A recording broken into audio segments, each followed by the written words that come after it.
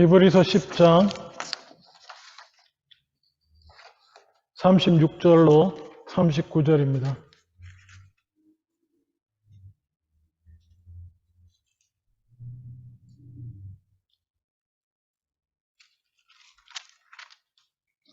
제가 가진 성경으로는 신약성경 364페이지입니다.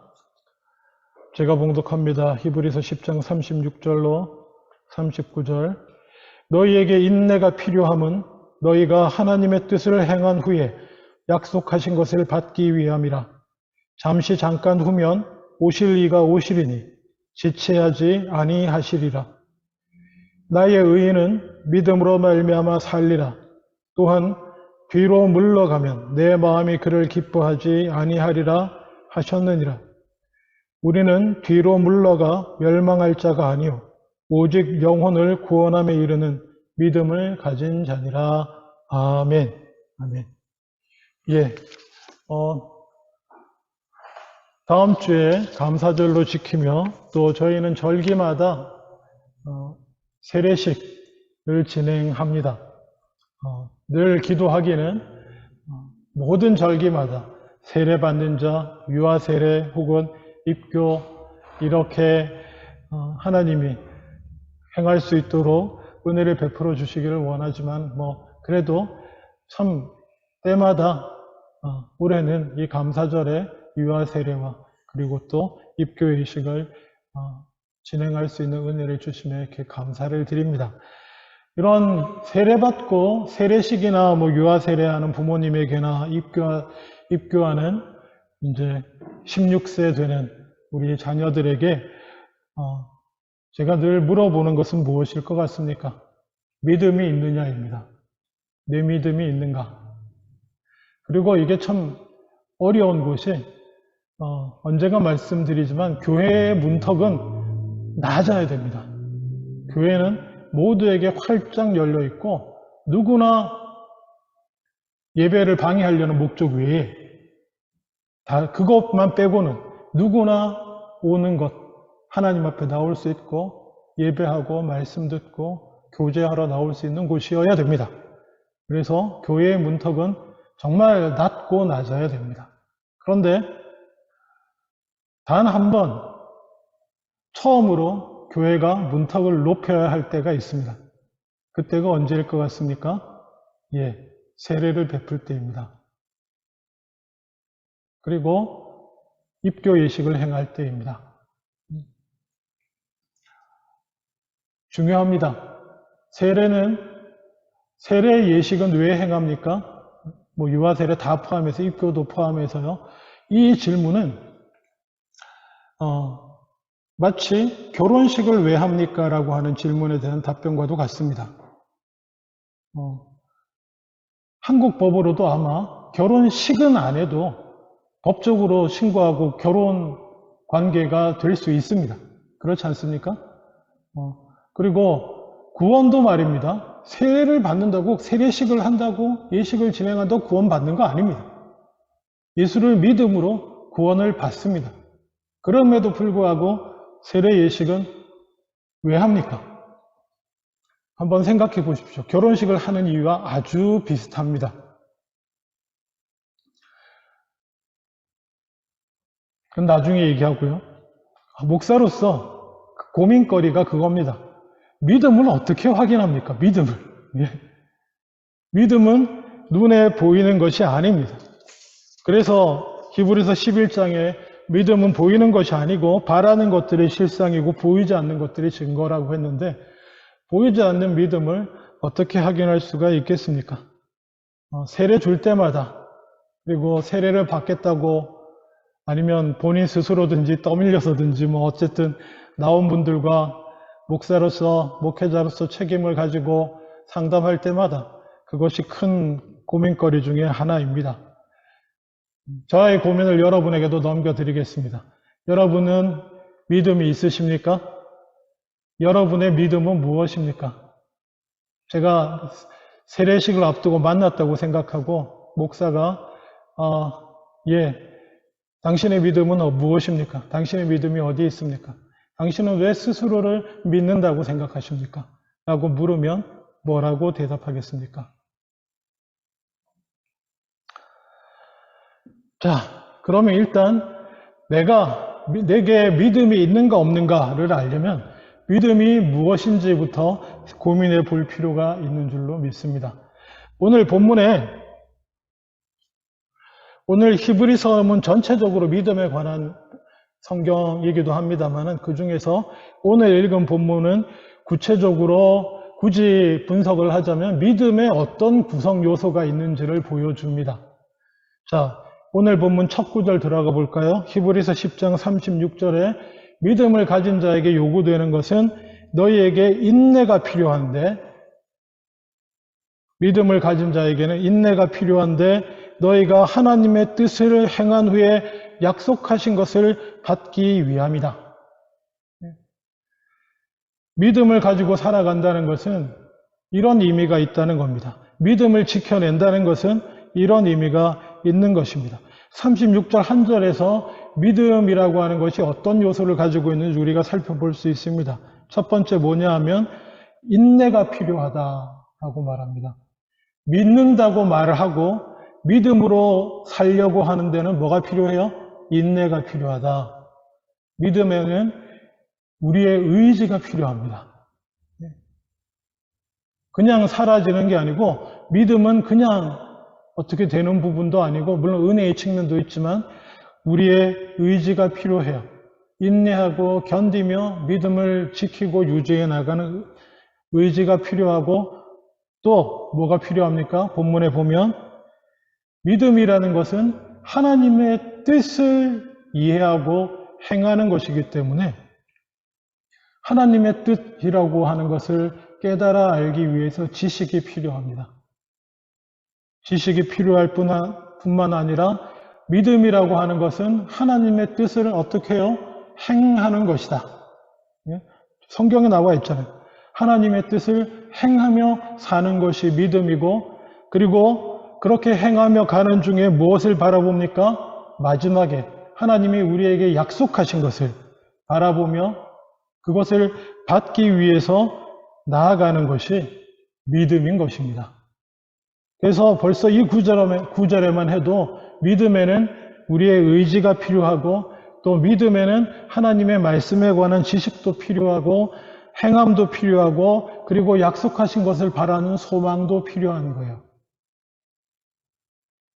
그래서 일단 여러분 안에 믿음이 있습니까? 내가 물어보면 이거 확인하시면 됩니다. 내가 하나님의 뜻을 알고 계속 알고자 하는 마음이 있는지 그리고 그 뜻대로 살고자 하면서 살아가고 있는지 그리고 힘들고 어려운 말씀대로 살기 힘들고 어렵고 믿음이 흔들리려고 할 때마다 인내함을 가지고 의지적으로 버티고 이겨내 가고 있는지 그리고 그러는 이유가 다 하나님 나라의 소망을 가지고 소망 가운데 있기 때문인지 요거를 체크해 보시면 내가 그러고 있나를 보시면 나한테 믿음이 있나 없나를 확인해 보실 수 있습니다. 근데 말입니다. 이건 순전히 우리 인간적인 측면에서 얘기하는 것입니다.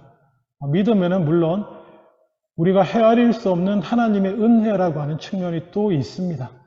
우리가 의지적으로 인내하지 못하는 순간일지라도 우리가 하나님의 뜻을 헤아리지 못하고 있는 순간일지라도 그리고 또 어떤 때는 우리가 하나님을 향한 주님의 나라를 향한 소망을 잃어버리는 때라고 할지라도 어떤 때는 하나님의 뜻에 합당한 것 아무것도 행하지 못하고 있는 순간이라고 할지라도 하나님의 은혜가 우리를 붙드시고 있는 믿음은 또한 그것까지 믿음인 줄로 믿습니다. 그럼에도 불구하고 우리 스스로 인간적인 측면에서는 이 네 가지라고 할까요? 이것을 확인하는 것이 필요합니다. 날마다 내가 믿음의 길을 가고 있는가? 왜냐하면 믿음은 말입니다. 놀랍게도 앞으로 나아가야 되는 것이기 때문에 그렇습니다. 그리고 물러나면 안 되기 때문에 그렇습니다. 오늘 읽은 본문에 한번 보십시오. 히브리서 10장 38절에 나의 의인은 하나님 말씀하시는 거예요. 하나님께서 내가 의롭다고 하는 자는 믿음으로 말미암아 사는 자인데 살리라. 또한 뒤로 물러가면 내 마음이 그를 거룩하지 아니하리라 하셨다. 물러나는 자는, 믿음에 있어서 뒤로 물러나는 자는 거룩하지 않다라고 하나님 말씀하신다는 것입니다. 더 놀라운 사실은 물러난다는 것은 그냥 단순히 물러나는 문제가 아닙니다. 물러나고, 한 번 물러나고, 두 번 물러나고, 세 번 물러나고, 그렇게 계속해서 물러나다 보면 히브리서 10장 39절에 기다리고 있는 것이 우리는 뒤로 물러가 멸망할 자가 아니오 라고 말하는데, 뒤로 물러가다 보면 멸망할 수도 있다. 그러면 목사님, 아니 장로교 목사님이 행위구원을 얘기하는 거 아닙니까? 믿음으로 계속 앞서가지 못하는 자는 물러가다 보면 멸망한다니요. 믿음으로 한번 구원 얻는 자는 영원히 구원받는 거 아닙니까? 예, 맞습니다. 믿음으로 구원 얻고요. 우리가 뭔가 행하고 공적을 쌓은 것으로 구원 얻지 않습니다. 근데 말입니다. 인간적인 측면에서, 목회적인 측면에서 보면 계속 물러나기만 하는 사람. 계속 물러나고, 아니, 제자리라도 지키면 좋은데, 아니면 물러났다가 다시 제자리, 물러났다가, 평생 이것만 반복할 수도 있어. 근데 계속 물러나기만 하면, 이건 어디까지나 심정적으로, 그리고 목회적으로, 신학적으로 어떤 결론을 내릴 수밖에, 어떤 의구심이 들 수밖에 없냐 하면은, 저분은 믿음이 있는 분인가? 저분은 구원받은 분인가? 목회적으로 생각할 수밖에 없다는 거예요. 요만큼이라도 믿음이 있는 분들은 물러났다가도 돌아와요. 그리고 또 물러나더라도 또 돌아옵니다.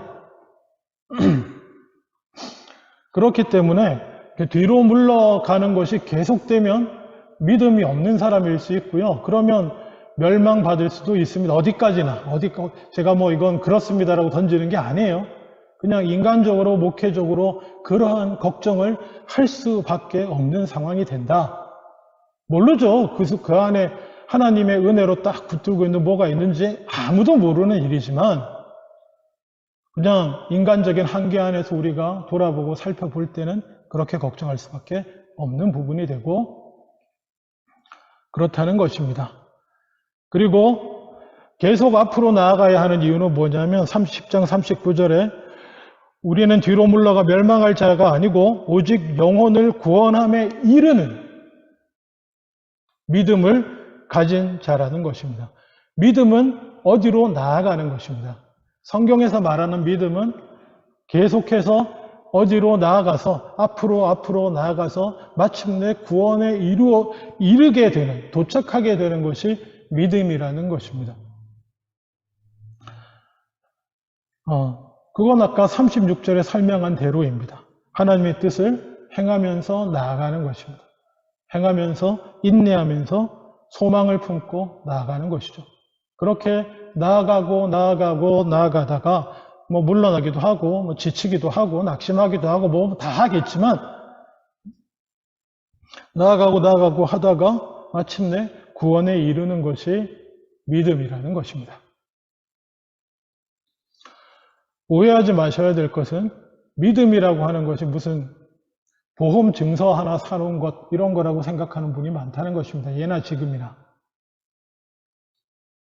믿음이라는 것이 무슨 해탈하는 것처럼 어느 한순간에 깨달음을 얻으면 다 된 거라고 생각하는 사람이 많다는 것입니다. 제가 말씀드렸죠. 믿음 얘기할 때마다 옛날에 한국의 그 구원파 이단 얘기했었습니다. 구원파가 왜 이단이냐면, 구원을 마치 그 동양 사상의 어떤 도를 깨닫거나 불교의 도를 깨닫는 것처럼 몇 월, 며칠, 몇 날, 몇 시에 확신이 탁 와서 내가 이 진리를 탁 깨달으면 끝났다는 거예요. 그거 선불교거든요. 선불교. 네? 맨날 이렇게 탁 깨달으려고 하다가 이렇게 졸면 위에서 탁 때리고 뭔가 깨닫기 위해서 질문하면 막 소리 버럭 지르고 막 확 어느 날 탁 깨달으면 다 된 거예요. 그거를 이상하게 기독교에 갖고 와가지고 한 번 이렇게 은혜 받고 처음 은혜 받고 탁 깨달으면 그게 다 된 것처럼 그 이후로는 무슨 짓을 해도 되고 말도 안 되는 얘기를 하니까 옛날에 구원파가 이단이 됐던 건데 하여간에 믿음이라고 하는 것은 나아가야 되는 것입니다. 잠시 멈추고 있거나 잠시 뒤로 갈지라도 항상 믿음은 나아가는 중에 있어야 되는 것인 줄 믿습니다.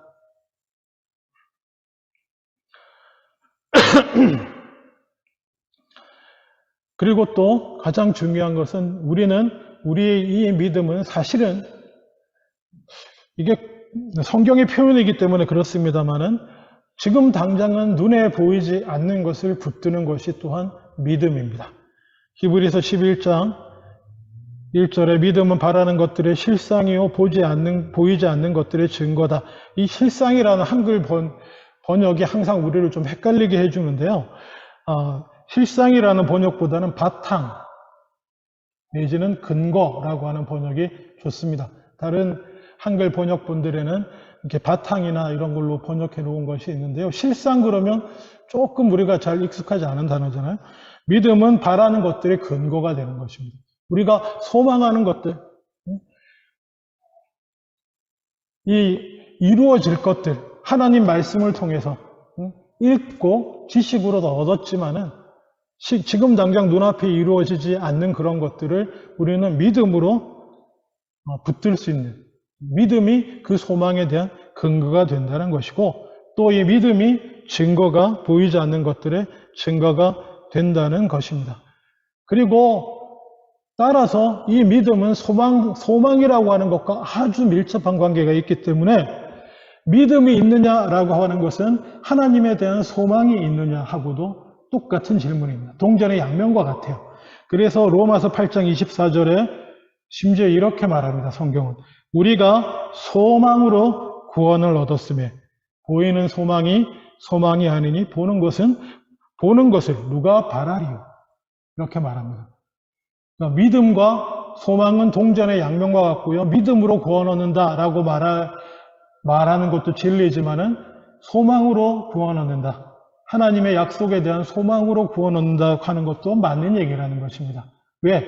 애초에 우리의 믿음이라고 하는 것이 하나님에 대한 말씀의 성취에 대한 소망과 소망이기 때문에 그래요. 믿음이라는 것이. 그 소망을 붙드는 것이기 때문에 그렇습니다.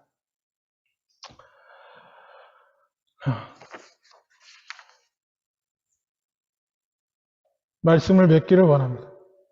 무엇보다 중요한 것은 히브리서 11장 6절에 보면 믿음이 없이는 하나님을 기쁘시게 하지 못한다 라고 말하고 있습니다. 하나님을 가장 기쁘시게 하는 행위는 무엇이겠습니까? 예배입니까? 믿음입니다. 예배에 믿음이 빠지면 하나님 기뻐하지 않으십니다. 여러분이 예배에 나오는 이유는 뭡니까? 하나님을 향한 소망을 품고 나오지 않습니까? 이번 예배 가운데 은혜 베푸실, 아니면 내게 말씀하실, 나를 회복시키실, 약속을 이루실 하나님에 대한 소망을 품고 그 얘기는 하나님에 대한 믿음을 가지고라는 뜻이에요. 가지고 나오는 것이 진정으로 하나님이 기뻐하시는 믿음인 것입니다. 그래서 믿음이 제일 중요합니다. 그리고 늘 말씀드리지만 히브리서 11장 6절에 계속해서 하나님께 그렇게 예배하러 나아가는 자는 반드시 그가 계신 것과 또한 그가 자기를 찾는 자들에게 상 주시는 이심을 믿고 나아오는 줄로 믿습니다. 이게 믿음의 가장 기초 중의 기초, 제일 작은 믿음이라는 것을 기억하셔야 됩니다. 놀랍게도 믿음은 크기도 있습니다. 크기도 있고 강도도 있어요. 성경은 큰 믿음도 얘기하고 강한 믿음도 얘기합니다. 로마서 4장 19절에 보면은 그가 100세나 되어 자기 몸이 죽은 것 같고 사라의 태가 죽은 것 같음을 알고도 믿음이 약하여지지 아니하고 이런 표현이 있어요. 믿음은 심지어 강한 것, 약한 것으로 표현되기도 합니다. 당연히 뭐가 더 좋을 것 같습니까? 강한 믿음이 좋죠. 연약해지지 않는 것이 좋습니다. 물론 없는 것보다는 약한 믿음이라도 있는 게 낫지만은 또 약한 믿음보다는 강한 믿음이 좋습니다.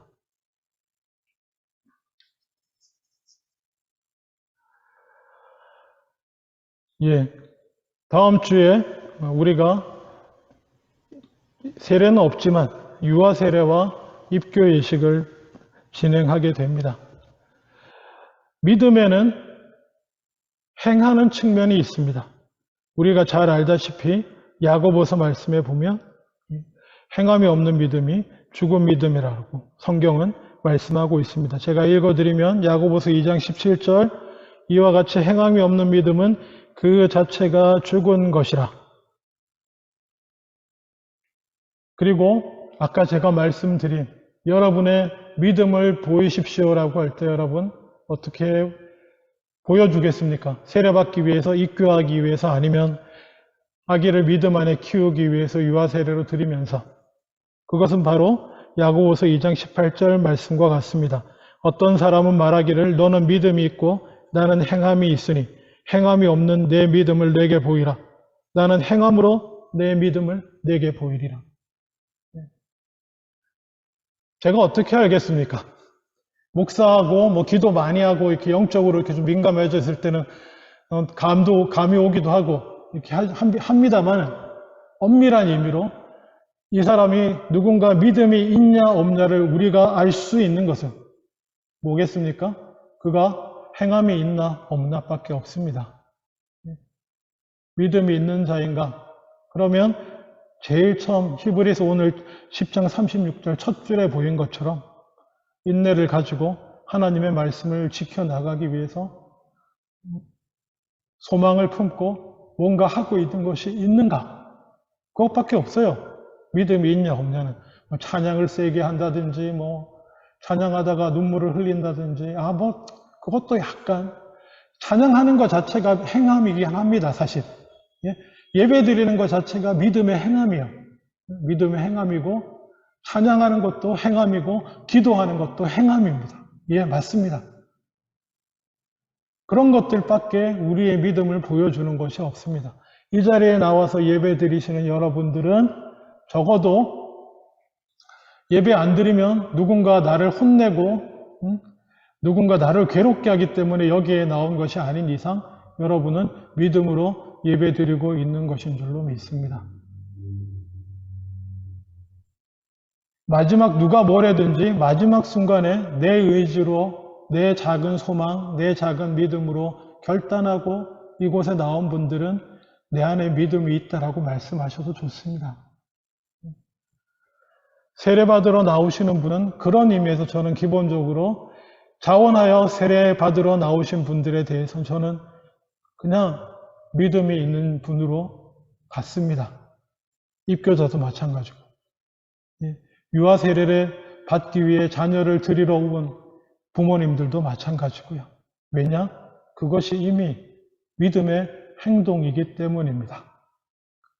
바라기는 그렇게 세례받으러 나아갔었고 입교하러 나아갔었고 내 자녀도 믿음 안에서 키우기 위해서 유아 세례로 드리기로 나아갔던 그 행함, 그 의지, 그 믿음, 거기서부터는 물러나지 않으시기를 바랍니다. 거기서부터 더 물러나지 아니하고 계속 소망을 품고 조금씩이라도 더 앞으로 나아가실 수 있기를 주님의 이름으로 축원합니다. 그리고 최소 그 출발했던 그 믿음에서부터는 더 약해지지 마시고 점점 더 강해지시며 커지실 수 있기를, 때때로 멈춘다고 할지라도, 때때로 잠깐 물러나더라도 끝까지 가실 수 있기를 주님의 이름으로 축원하며 오늘 말씀을 마치겠습니다. 기도하겠습니다. 하나님 아버지, 우리에게 믿음 주신 것 감사합니다. 이 믿음이 내 안에 있는 것, 내가 믿으려고 해서 믿는 것이 아님을 또한 알게 하여 주시옵소서. 은혜로 내게 주신 믿음, 그렇게 세례받고 그렇게 입교했으며 그렇게 유아 세례로 드려지고 했던 이 믿음, 거기서부터는 물러나지 아니하고 더욱더 나아가며 점점 더 강해지는, 소망을 품고 끝까지 구원에 이르는 우리들 다 되게 하여 주시옵소서. 감사드리고 예수님 이름으로 기도합니다. 아멘.